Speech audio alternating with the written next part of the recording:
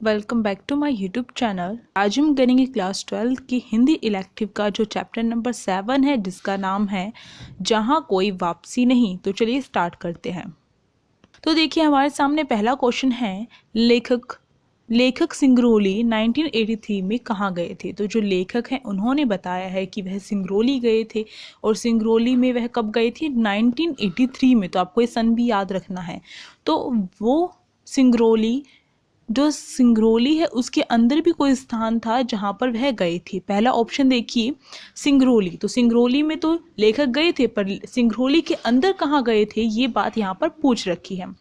दूसरा सिंगापुर, तीसरा अमझर और चौथा नवगांव। तो जो लेखक है वह नवगांव गए थे। तो सिंगरौली के अंदर एक नवगांव स्थान है, वहां पर वो नवगांव जो है वहां पर वह गए थे। दूसरा, नवगांव में कितने लोग बसे थे। तो जो नवगांव है उसमें कितने लोग बसे थे, तो वहां पर 50,000 से जो, तो पहला ऑप्शन 50,000, दूसरा 50,000 से अधिक, तीसरा 60,000 और चौथा इसमें पहला और दूसरा दोनों। तो बताइए।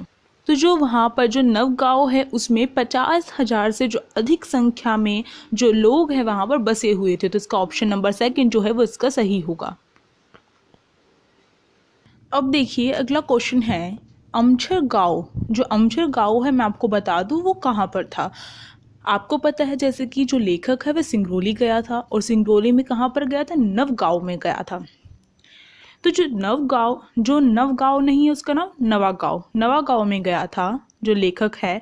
और जो अमझर है वह भी एक गांव का नाम है जो कि सिंगरौली में है। और अमझर का मतलब क्या था, आम से घिरा हुआ गांव, क्योंकि वहां पर ज्यादा आम होते थे, इसलिए इस गांव का नाम था अमझर।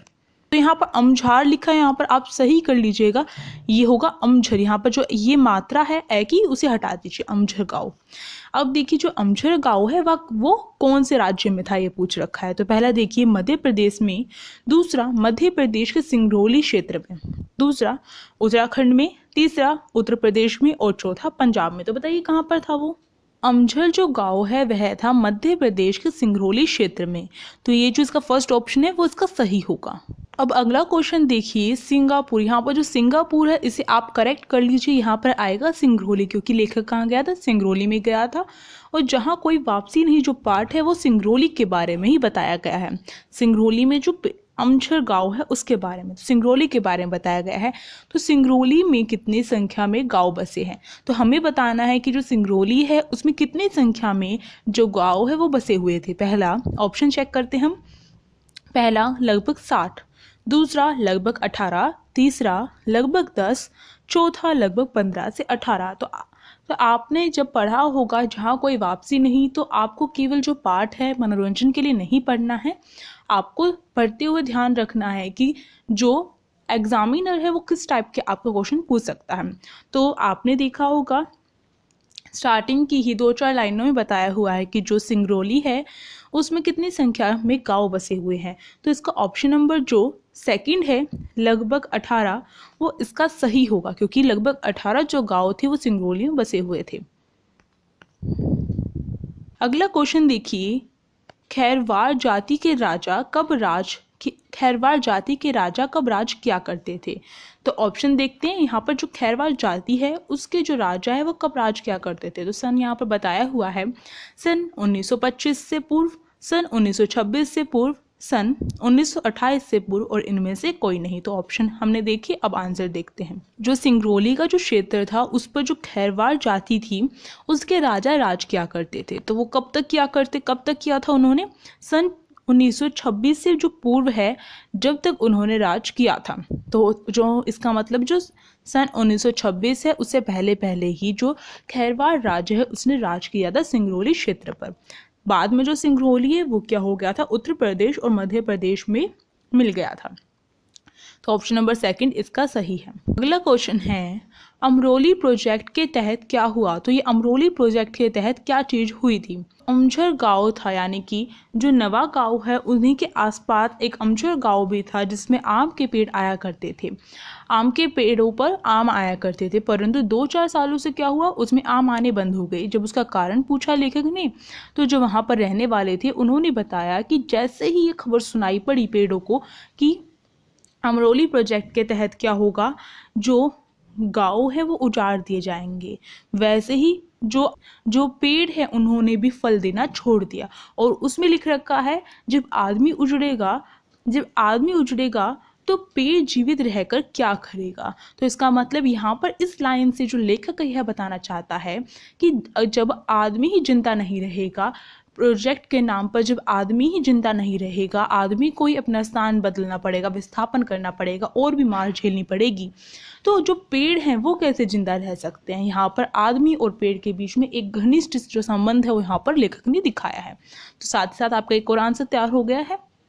अब देखिए, अमरोली जो प्रोजेक्ट था उसके तहत क्या हो रहा था। पहला, नवा गांव के अनेक गांव औद्योगिकरण के नाम पर उजाड़ दिए गए। तो ये जो इसका आंसर है यही होगा कि जो नवा गांव है उसके अमरोली प्रोजेक्ट के अंदर जो नवा गांव था उसे औद्योगिकरण के नाम पर क्या था, उजाड़ दिया गया था। ऑप्शन नंबर 1 इसका सही है। अगला क्वेश्चन देखिए, निम्न में से किसकी कहानियों में पेड़ों को बचाने के लिए आदमी का संघर्ष प्रकट हुआ है। तो जो आदमी का जो संघर्ष है यानी मनुष्य का जो संघर्ष है वो भी किसे बचाने के लिए, पेड़ को बचाने के लिए, किसकी कहानी से पता चलता है, ऐसी कौन सी हिस्ट्री से पता चलता है जिसमें यह दिखाया गया है आदमी ने किस तरीके से संघर्ष किया पेड़ को बचाने के लिए। तो कहाँ की ऐसी कहानियां हैं, कौन से क्षेत्र की ऐसी कहानियां जिससे पता चलता है कि जो आदमी है उसने किस प्रकार से पेड़ों को बचाने के लिए संघर्ष किया था। तो पहला ऑप्शन देखिए गढ़वाल, दूसरा तिहरी, तीसरा अमझर, चौथा टिहरी गढ़वाल। तो देखिए अगर आप देखेंगे यहाँ पर भी गढ़वाल लिख रखा है तो हमें याद है कि जो गढ़वाल है उसी क्षेत्र की जो कहानी, उसी क्षेत्र से ऐसी कहानियां आती है, पर ये पूरा नाम गढ़वाल नहीं था, उसका पूरा नाम था टिहरी गढ़वाल।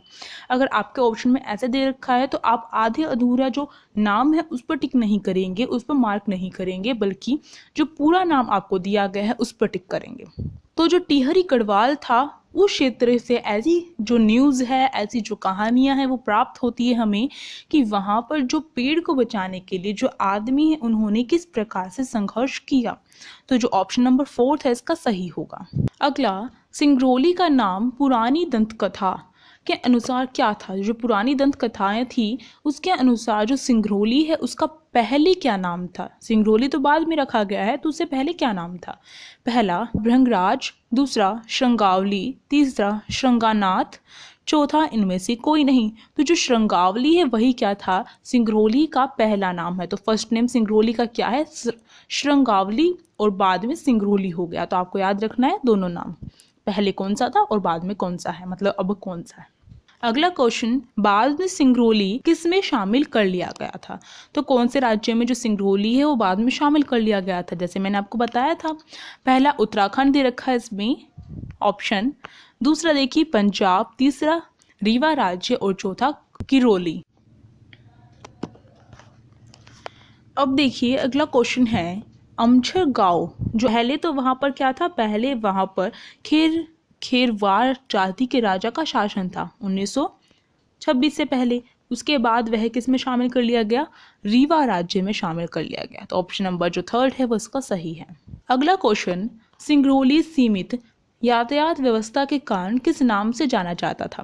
तो जो सिंगरौली है वहाँ पर क्या था, सीमित यातायात व्यवस्था थी। इसका मतलब क्या है, वहाँ पर ना तो जो यातायात है वो आते थे, ना ही उनके द्वारा कोई बाहर जाता था। ना तो कोई बाहर का व्यक्ति अंदर आता था सिंगरौली में, और ना ही सिंगरौली का कोई व्यक्ति बाहर जाता था, क्योंकि वहाँ पर क्या थे, घने घने क्या थे, पेड़ थे।